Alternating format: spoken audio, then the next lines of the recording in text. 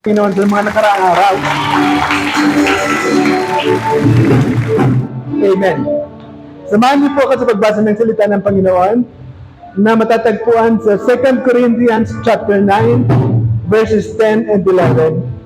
Na ang sabi po dito, "Now he who supplies seed to the sower and bread for food will also supply and increase your store of seed and will enlarge the harvest of your righteousness." Verse 11, "You will be enriched in every way so that you can be generous on every occasion, and through us your generosity will result in thanksgiving to God." Pagpalain po ng Panginoon ang kanyang salita. Dito po sa banal na kasulatan, maraming beses na ang nagiging illustration ng Panginoon sa atin ay tungkol sa farming. At ito po ay tayong mga Pilipino, nagigets natin ito kasi kahit hindi man tayo farmer ngayon, alam natin, marami sa atin ang nakakaalam kung ano ang ginagawa ng isang farmer, mainly because probably ang iba sa atin ay anak ng mga farmers, o kaya may mga kamag-anak pa tayo sa probinsya na hanggang ngayon ay farmer pa rin. Dito po sa Pilipinas, nakakalungkot na hanggang sa kasalukuyan, nandun pa rin tayo doon sa tinatawag nating traditional farming.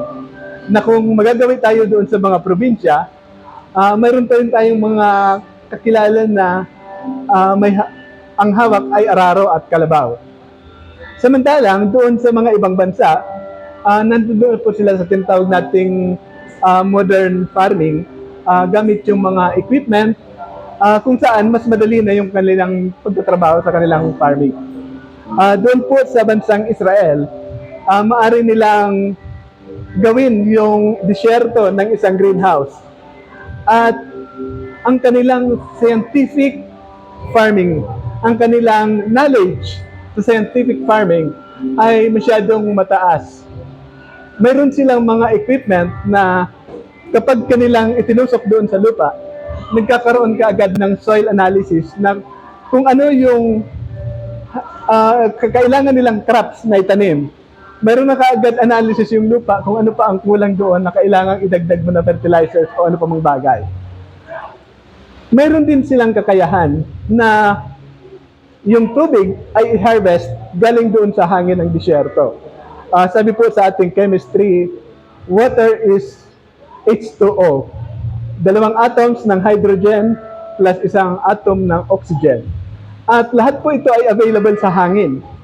At yung kanilang scientific knowledge ay kaya po nilang i-extract yung tubig galing doon sa hangin para maging pandilig doon sa kanilang mga halaman sa disyerto. Kaya nagkakaroon sila ng greenhouse. Pero sabi po dito sa ating binasa kanina, ang Panginoon daw ang nagsusupply ng seeds. Kaya whether ikaw yung farmer na mayroon pang hila na araro at kalabaw, o kaya ikaw na yung pinakamataas na farmer na mayroong scientific knowledge, wala pa rin silang kakayahan na gumawa ng buto.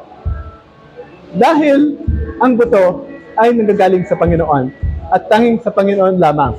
Kaya dito po sa ating binasa, mayroon po tayong proof na ang lahat ng bagay ay nanggagaling sa ating Panginoon. At ang pagbibigay po natin sa gawain ng Panginoon bilang mga mananampalataya ay isang acknowledgement natin na anuman ang ating tinatamasa sa buhay sa ngayon, lahat ito ay nanggagaling sa Panginoon. Ang ating kaalaman, ang ating katalinuhan, maaari lang nating pagyamanin.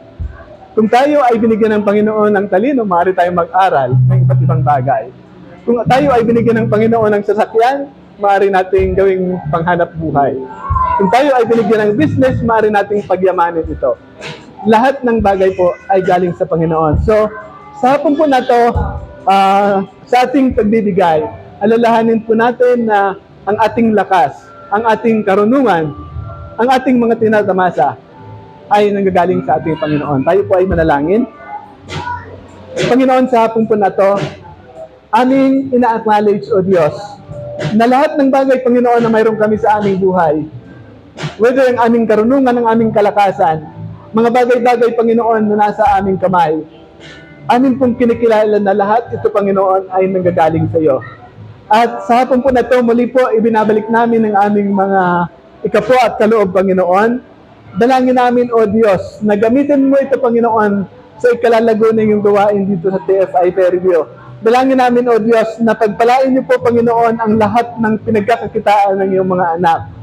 Either ito po, Panginoon, ay negosyo, ito ay trabaho, ito, Panginoon, ay anumang uri ng legal na pinagkakakitaan, Panginoon, ng iyong mga anak. Dalangin ko, O Diyos, na ipagkaloob niyo po, Panginoon, ang iba yung karunungan, O Diyos, upang aming ito na pagyamanin, Panginoon, para mas lalo po, O Diyos, na kami ay maging involved, Panginoon, sa pagbibigay sa iyong gawain. At sa hapon na ito, dalangin ko na pagpalain niyo po ang kamay ng iyong mga anak, Panginoon, na magbibigay sa hapon na ito. Muli po, bago natin ibigay ang ating mga kaloob, babasahin ko po ang pangako ng Panginoon sa verse 11, "You will be enriched in every way so that you can be generous in every occasion, and through us, your generosity will result in thanksgiving to God." So the only purpose why God is blessing us is for us to be a blessing to others. And lahat po ito ay magre-result sa kapurihan at kaluwalhatian ng ating Panginoon. Magandang hapon po muli.